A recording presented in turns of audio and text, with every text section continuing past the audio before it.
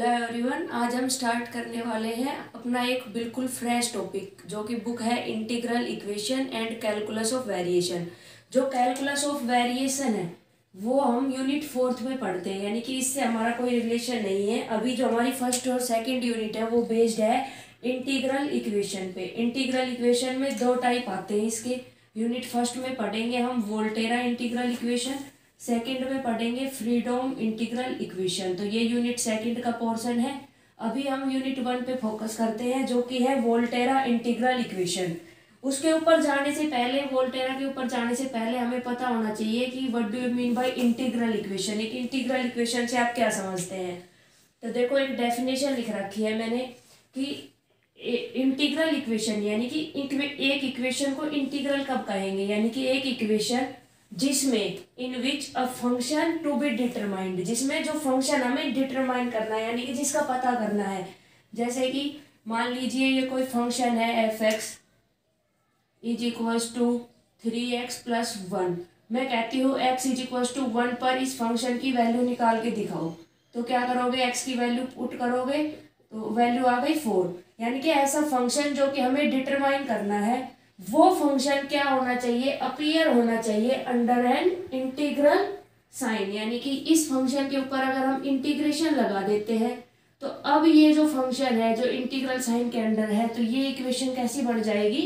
अगर इस 3x + 1 पे इंटीग्रेशन लगा देते हैं तो ये इक्वेशन कैसी बन गई, इंटीग्रल इक्वेशन। तो डेफिनेशन क्लियर हुई होगी कि ऐसी इक्वेशन जिसमें जो फंक्शन हमें डिटरमाइन करना है वो फंक्शन कहाँ है हमारा, वो फंक्शन हमारा होना चाहिए एक इंटीग्रल साइन के अंडर, यानी कि उसके ऊपर एक इंटीग्रल साइन होना चाहिए। ऐसी इक्वेशन को हम क्या कहते हैं, इंटीग्रल इक्वेशन। आई से इसको डिनोट करते हैं।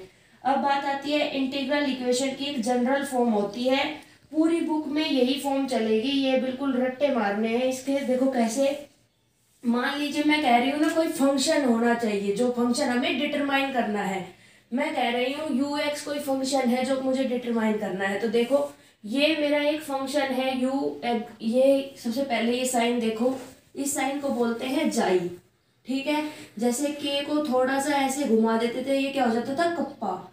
ऐसे ही ये एक साइन है, इससे कोई रिलेशन नहीं है। जैसे एक्स वेरिएबल होता था वाई जेड, ऐसे ही सेम ये एक वेरिएबल की तरह ही एक जाई फंक्शन है। इसका क्यों रूल हुआ, क्योंकि यहाँ ये जो फंक्शन है वो सेम लेफ्ट हैंड साइड में भी होना चाहिए था। तो यहाँ हमने x ले लिया, तो यहाँ भी अगर x ले लेते तो दोनों सेम हो जाते हैं और हमें कंफ्यूजन हो जाता। इसलिए हमें कुछ अलग करने के लिए यहाँ क्या कर लिया, जाई फंक्शन ले लिया। तो देखो सबसे पहले तो ये इंटीग्रल इक्वेशन है या नहीं, ये देखो। तो देखो जो फंक्शन हमें डिटरमाइन करना है वो देखो किसके अंडर आ रहा है, एक इंटीग्रल साइन के अंडर आ रहा है। तो हमें कंफर्म हो गया कि फंक्शन इंटीग्रल साइन के अंडर है, यानी कि वो इक्वेशन है इंटीग्रल इक्वेशन। तो ये जनरल फॉर्म इंटीग्रल इक्वेशन की कैसी है, देखो जो most general linear integral equation in UX is of the form, जो ज्यादातर जितनी भी लीनियर इंटीग्रल इक्वेशन है वो किस फॉर्म में पाई जाती है, इस फॉर्म में। फॉर्म क्या है देखो, एच एक्स यू एक्स। ठीक है, ये सब बताऊंगी मैं आपको, नीचे लिख रखे हैं H X U X is equal to, ये याद करनी है, पूरी बुक में यही चलेगी, डेली पढ़ोगे अपने आप याद आ जाएगी। H X U X is equal to F X plus lambda integral sign A से B X limit K X xi U xi D xi. ये क्या है, एक जनरल फॉर्म में क्या है, H X U X is equal to F X plus lambda integral sign A से B X के एक्साई यू एक्साई डी एक्साई।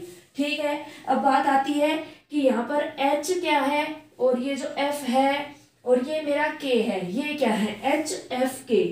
ठीक है, ये हमें गिवन होते हैं क्वेश्चन में, जितने भी हम क्वेश्चन करेंगे इक्वेशन जो भी दी हुई होंगी ये हमारे पास फंक्शन गिवन होंगे, यानी कि एच एक्स एफ एक्स और ये के एक्स एक्साई, ये हमारे पास क्या होंगे, गिवन फंक्शन होंगे। यहाँ पर जो लैम्डा है और a है, जो इंटीग्रल साइन में लोअर लिमिट है ये, और ये लैम्डा, ये क्या होते हैं, कांस्टेंट होते हैं, इनकी भी वैल्यू हमें गिवन होती है। और ये जो फंक्शन के साइड में जो दिख रहा है इसके एक्स एक्साई, इसको हम बोलते हैं कर्नल, के फॉर कर्नल, या तो कर्नल या फिर न्यूक्लियस, दो नाम होते हैं इसके, या तो कर्नल या फिर न्यूक्लियस किसका, कर्नल या न्यूक्लियस होता है इस इंटीग्रल इक्वेशन का। तो इंटीग्रल इक्वेशन हमने पढ़ी कि कोई फंक्शन है जो हमें डिटरमाइन करना है, वो इंटीग्रल साइन के अंडर आना चाहिए। ऐसी इक्वेशन को इंटीग्रल इक्वेशन कहते हैं। जनरल फॉर्म इसकी होती है H X U X is equal to F X plus lambda integral A से B X K X xi U xi D xi. H F K क्या होते हैं, given function, lambda a constant. इस K X xi को कहते हैं nucleus या kernel of integral equation. अब नेक्स्ट है सिंगुलर इंटीग्रल इक्वेशन, कि किसी इंटीग्रल इक्वेशन को हम सिंगुलर कब कहेंगे।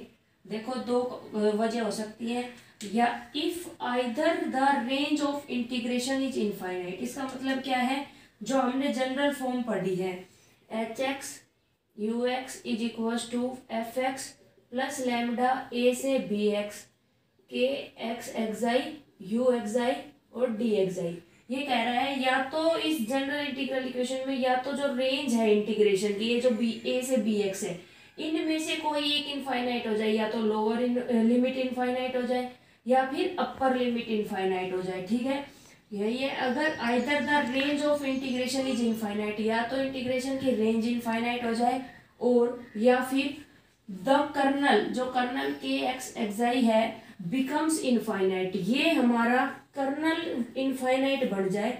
कब बन जाए, in the range of integration, जब हम इस इंटीग्रेशन की वैल्यू पुट करें, यानी कि अगर या तो ए की वैल्यू अगर इसके अंदर कुछ इस तरीके से पुट करें कि ये वैल्यू ये के एक्स एक्साई ये इनफाइनाइट बन जाए, या फिर इस बी एक्स की वैल्यू पुट करने के बाद इसकी वैल्यू इनफाइनाइट हो जाए, तो इस केस में जो ये इंटीग्रल इक्वेशन है ये क्या बन जाती है, सिंगुलर इंटीग्रल इक्वेशन। या तो इसके इंटीग्रेशन की लोअर लिमिट या अपर लिमिट में से कोई एक इनफाइनाइट हो, या फिर कर्नल हमारा इनफाइनाइट बन जाए जब हम ये वैल्यू पुट करें तब। एग्जाम्पल देखो इसका कि क्या ये इंटीग्रल इक्वेशन है। तो यहाँ देखो जो फंक्शन है हमारा यू जाई डी जाई, ठीक है, जो फंक्शन है वो देखो अपीयर हो रहा है एक इंटीग्रल साइन के अंदर। तो ये तो क्लियर हो गया कि ये क्या है, इंटीग्रल इक्वेशन है। दूसरा यहाँ इससे कंपेयर करो यू जाई डी जाई, ठीक है, ये हट गया। तो कर्नल की वैल्यू हमारे पास यहाँ से क्या बन गई, कर्नल की वैल्यू है यहाँ से 1/x माइनस एक्साई की पावर अल्फा। ये है कर्नल की वैल्यू। लिमिट क्या है, 0 से x, ठीक है, 0 से x वैल्यू पुट करो। जब आप अपर लिमिट इसके अंदर पुट करेंगे तो देखो 1/x माइनस जाई की जगह वैल्यू पुट करो x, क्योंकि जाई में फंक्शन है, वैल्यू पुट करी की पावर अल्फा। क्या हो गया, x माइनस एक्स 0 की पावर अल्फा। 1/0 क्या आएगा, इनफाइनाइट। तो जब हमने अपर लिमिट पुट करी तो कर्नल की वैल्यू क्या बन गई, इनफाइनाइट।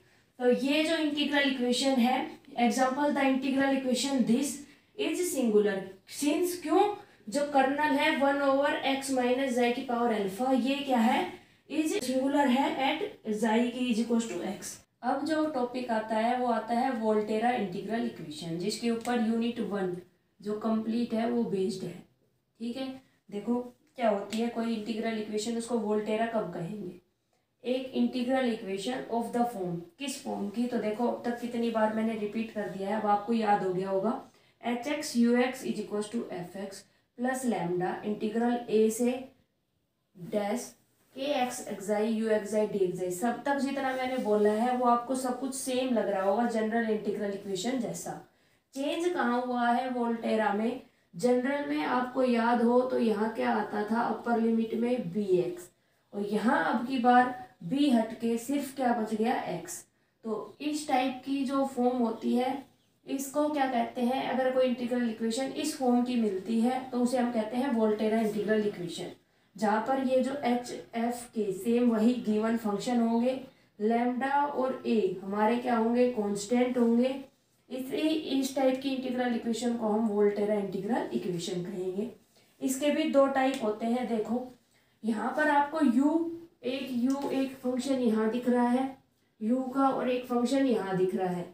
ठीक है, अगर मैं इसमें से किसी एक को गायब कर दूँ, गायब करने के लिए ये जो जैसे एच एक्स है, अगर मैं इसको 0 कर दूँ तो 0 इंटू समथिंग क्या हो जाएगा, ये साइड 0 हो जाएगी, यानी कि एक u गायब हो जाएगा, हमारे पास सिर्फ एक बच जाएगा। तो वही दिख रखा है, अगर एच एक्स की वैल्यू हम 0 कर देते हैं तो ये कंप्लीट 0, एक u इधर से हट जाएगा, सिर्फ एक u का फंक्शन बचेगा। तो इस इक्वेशन को हम कहते हैं Volterra integral equation of first kind, जिसमें सिर्फ एक फंक्शन रहेगा। ठीक है, अभी अगर हम कहें h को हटा दे किसी तरीके से, इसको हटाने के लिए क्या करेंगे, इसकी मल्टीप्लाई 1 से करा देंगे, तो यहाँ सिर्फ क्या बच जाएगा ux, तो एक u इधर एक u इधर 2 है। तो अगर hx की वैल्यू 1 कर देते हैं तो इस टाइप में जो ये it is called Volterra integral equation of second kind. तो डेफिनेशन या तो वोल्टेरा इंटीग्रल की पूछी जाती है 2 नंबर में, या फिर फर्स्ट काइंड की। तो फर्स्ट काइंड के लिए हमें आगे लिखना होगा कि hx की वैल्यू 0 करेंगे तो first kind, Volterra integral equation second kind की कब मिलेगी, hx की वैल्यू 1 कर देंगे। एक आता है, ये एक फंक्शन एक्स्ट्रा दिख रहा है, अगर हम इस फंक्शन को गायब कर दें, देखो इस फंक्शन fx को, तो हमारे पास u के फंक्शन बच जाएंगे, दूसरा कोई फंक्शन नहीं बचेगा। तो इस टाइम क्या होता है, होमोजीनियस के लिए क्या होता था, ये u वाला फंक्शन है, इसको इधर ले आएंगे, इसको जैसे hx ux, इसको कैसे लिख लेंगे, hx ux माइनस, ये तो 0 हो जाएगा, माइनस लैम्डा और a से x और k xi u xi d xi is equal to 0, right hand side 0 हो गई। तो जिसमें राइट हैंड साइड 0 होती है ऐसी इक्वेशन को क्या कहते हैं, होमोजीनियस इक्वेशन। तो वही है, अगर ये फंक्शन fx 0 हो जाता है हमारा, तो इस टाइम क्या हो जाता है, it is called homogeneous integral equation. ठीक है, ये पूरा कॉन्सेप्ट है जिसमें हमने पढ़ा है इंटीग्रल इक्वेशन क्या होती है, उसके बाद सिंगुलर इंटीग्रल इक्वेशन क्या होती है, उसके बाद लास्ट में पढ़ा है वोल्टेरा इंटीग्रल इक्वेशन क्या होती है। ठीक है, अगर आपको टॉपिक पसंद आया है तो वीडियो को लाइक कर देना, शेयर कर देना, और अपने अच्छे अच्छे कमेंट जो आज तक आप जितने भी करते आए हैं अच्छे अच्छे कमेंट करना, और मेरे को टॉपिक सजेस्ट करते जाना जिस भी टॉपिक पे आपको वीडियो चाहिए।